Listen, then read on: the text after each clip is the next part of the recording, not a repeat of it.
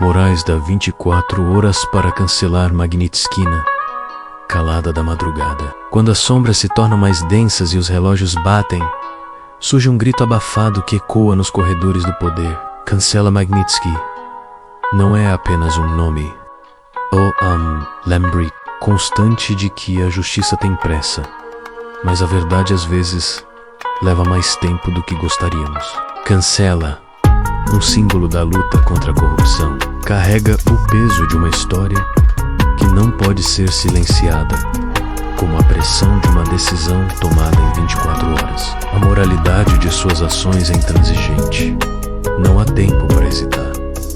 Opressão que rodeia os corações e mentes daqueles que ousam desafiar o sistema se espalha rápido, como fogo selvagem, mas também pode ser extinta com a força da verdade. Em sua luta, Cancela Magnitsky não busca vingança, mas a restauração. Cada ação, cada escolha, cada movimento precisa ser calculado, porque no mundo onde a justiça é um luxo escasso, o tempo é o maior inimigo. Morais da 24 horas, então, tornam-se mais do que um conceito. São as escolhas que definem quem somos e até onde estamos dispostos a ir para garantir que o preço da verdade não seja esquecido. Em 24 horas, um destino pode ser alterado.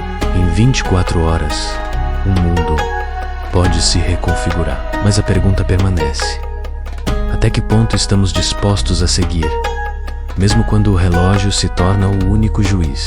Moraes e a decisão de Cancela Magnitsky à noite estava pesada, como se o próprio céu carregasse o peso da decisão que Moraes tinha que tomar.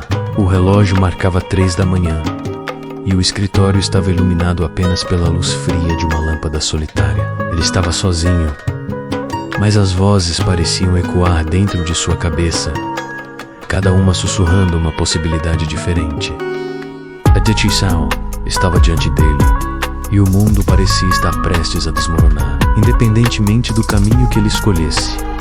Moraes havia sido convocado às pressas, sem aviso, para uma reunião com aqueles que estavam por trás de todo o jogo político. A Cancela Magnitsky, um código usado para referir a um conjunto de sanções cruéis e impiedosas, estava prestes a ser implementado. A decisão de Moraes seria a chave para selar o destino de milhões. Se ele agisse a favor, o Presselsei espalharia como uma doença, contaminando a justiça e tornando os inocentes em alvos. Mas se ele se opusesse, tudo o que ele conhecia seria destruído. E sua vida, certamente, nunca mais seria a mesma.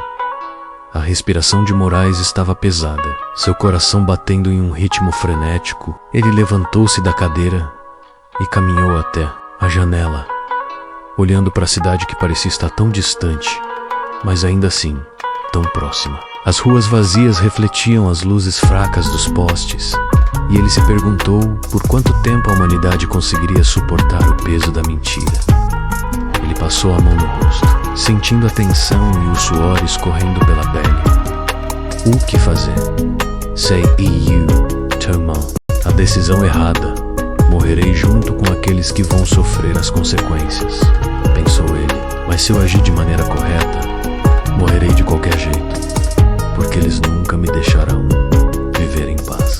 Moraes voltou para a mesa e seus olhos caíram sobre os papéis espalhados diante dele. As palavras estavam escritas de forma fria, como se fossem sentenças de morte. Ele pegou um dos papéis com mãos trêmulas. Assine isso e você terá liberdade, mas todos os outros pagarão pelo seu egoísmo, dizia a carta, com a assinatura de quem detinha o poder. O medo tomou conta de seu corpo. Uma sensação de pânico o envolveu como uma névoa densa. Ele olhou para o relógio. 3h20 da manhã. O tempo estava se esgotando. As palavras em sua mente ficaram mais altas, mais angustiantes. Você tem 24 horas. A frase ecoou, uma lembrança do quanto o destino estava prestes a ser selado. Ele sentiu como se a decisão estivesse pesando sobre sua alma, esmagando-o, paralisando-o. Então, ele ouviu um som menos uma batida suave na porta. Moraes olhou para a porta, mas ninguém entrou. Ele se levantou abruptamente, respirando com dificuldade, e foi até lá, mas não havia ninguém. A sala parecia mais fria agora, o ambiente mais opressor, como se os próprios fantasmas do passado o observassem. Ele voltou à mesa, a carta na sua frente. O terror se intensificava a cada segundo, como se algo invisível estivesse se aproximando.